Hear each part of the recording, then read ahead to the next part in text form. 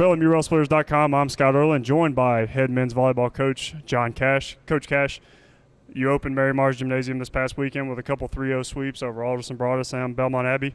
Not much went wrong. Team didn't really have to face much adversity all weekend. So kind of what did you see from your group? I thought they did a nice job of doing their homework, making sure they knew their opponent pretty well, what we were trying to take away from them and force them into things that we felt like we could be successful with, especially with our serve, finding seams, finding holes, trying to take away certain hitters, which helped our block a lot, which I think you see that in the numbers. We set some things up really well. I was really proud of the guys and how they were students of the game.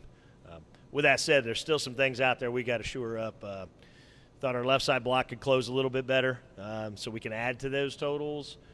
Some of our transition dig play off a driven ball, stuff like that. So we've got areas to clean up and a lot of service errors.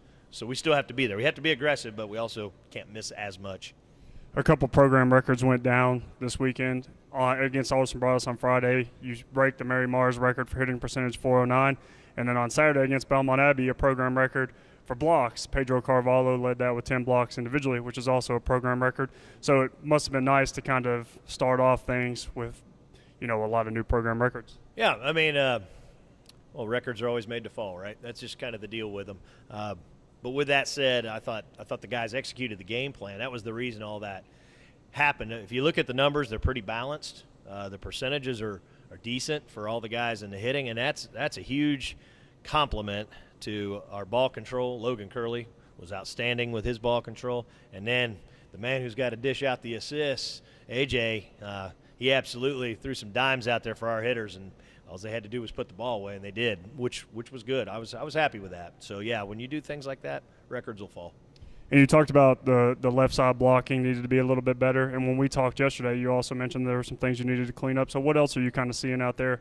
Obviously, it's good to be able to do this and reflect after a couple 3-0 wins, but what else needs to clean up? Well, I thought one of our highlights was our side-out percentage, which was really good.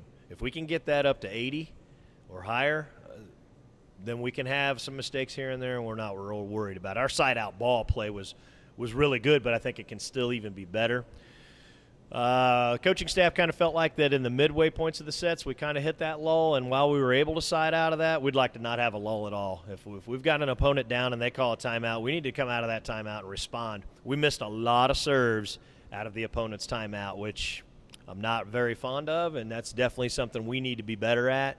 And it's not just a matter of spinning it in play. Let's do it with a purpose too. So let's keep putting the pressure on that team to have to make the play. They have to earn whatever they're going to get from us. Don't just give it to them. So that's a big deal with me. But overall on the weekend, it was a good start at home for sure. Solid.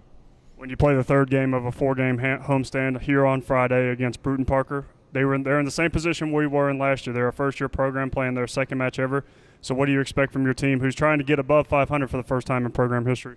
Do what they do. I mean, we're going to come out and have a great practice for the next few days, getting ready for them, pushing hard and trying to get our skills better in the things that we want to be better at we just talked about.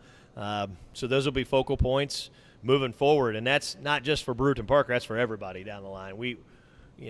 Every day is practice for me. Even when we play a match, I look at it as an opportunity to get better. So hopefully the guys will continue to push with that. I have no doubt that they're hungry to. They seem to be having some fun, which, if you're going to play a game, might as well have fun. Yeah, and that's you don't obviously want to look ahead, but then you got a big match against King here to wrap up that 4-game homestand on Tuesday.